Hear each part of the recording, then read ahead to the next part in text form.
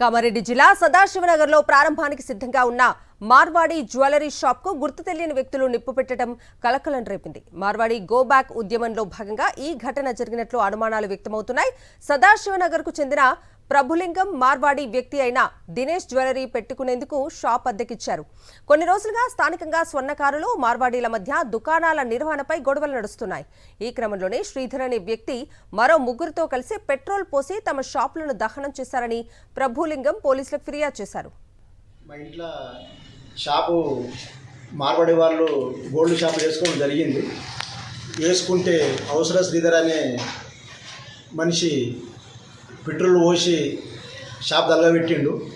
Furniture అంతా కాలిపోయింది.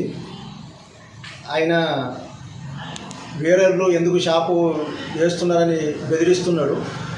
Last మేము ఇంట్లో వేసుకుంటామన్నా కానీ ఇయ్యడం లేదు. మా మీద దౌర్జన్యంగా ఇంటి మీదకి వచ్చి మధ్యాహ్నము 12:30 గంటలకి పెట్రోల్ పోసి షాప్ తగలబెట్టిండు.